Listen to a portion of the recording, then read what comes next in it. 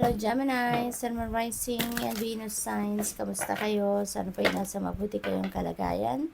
Welcome back po sa Star Tarot. Kung bago kayo dito, welcome din kayo. Thank you sa inyong support. I truly appreciate it. God bless you all. Gemini, paunang mensahe po ninyo ay it's almost over. Okay? Your current challenges will soon be resolved and you will be able to look to the future with a smile. So, this is good news para sa iyo kasi kung ano man yung mga challenging situations na kinakaharap ninyo sa ngayon, there is a promise dito from Archangel Michael na yan ay malapit nang ma-resolve.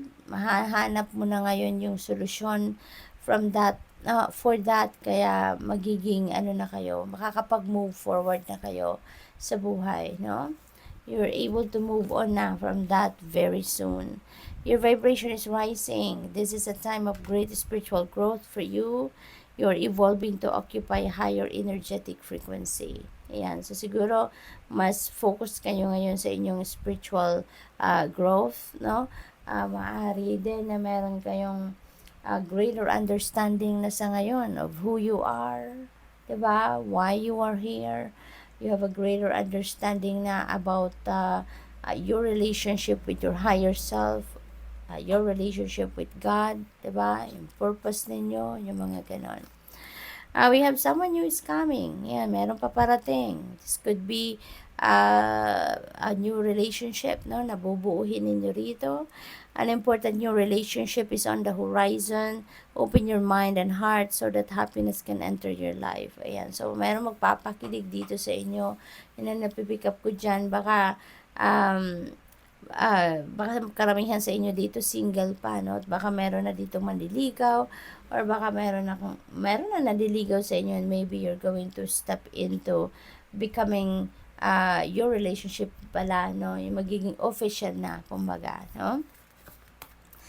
Trust your angels. Let go of your expectations of how your dreams will come true. Trust that heaven has a perfect plan. Okay? Surrender. Hinihingi sa inyo dito na isurrender nyo na yan kung ano yung mga expectations ninyo, kung papaano magka-come true yung inyong mga pangarap. Kasi bahala na si Divine Universe dyan, bahala na si Panginoon dyan, kasi meron siyang plano para sa iyo, meron siyang plano para sa bawat isa sa atin. Kaya let's just surrender, no, and allow the universe to unfold organically. Okay? What else? We have make a decision. Ayan, so may decision making kayo na kinakaharap sa ngayon. Maaaring yan ay regarding pagpaprioritize ninyo ng inyong sarili over others, no? Or pagpaprioritize ng ibang tao over you. Maaaring nandoon kayo sa sitwasyon na yan. Ano ba? Sino ba ang uunahin ko? Diba? Sino ang una kong tutulungan? Ano ang una kong gagawin? Diba? Ganon. So, what else? We have, yes, you are correct. You have listened to your inner guidance and made a wise choice. So, keep moving forward. Napakaganda.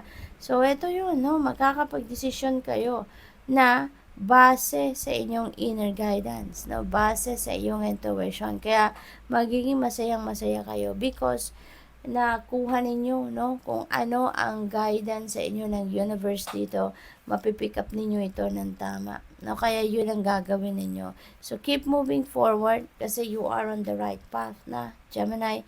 You have listened and followed what your intuition have told you. Kaya, eto na yon, magiging masaya, magiging excited kayo rito, no, sa pagtahak sa path na to. So, continue on with that. Continue to listen and follow what your intuition is telling you. Kasi, yun talaga ang yun ang mapagkakatiwalaan mong guide, no, sa buhay ninyo. So, we have put your creative energy into action. Yan, Archangel Gabriel joins me to spark your creativity, help you communicate your vision, and motivate you to create something beautiful. So, this is really beautiful message para sa iyo. Archangel Michael together with Archangel Gabriel, nagtutulungan para tulungan ka dito na mag-spark ang inyong creativity, buhayin ang inyong talents, buhayin ang inyong gifts, no?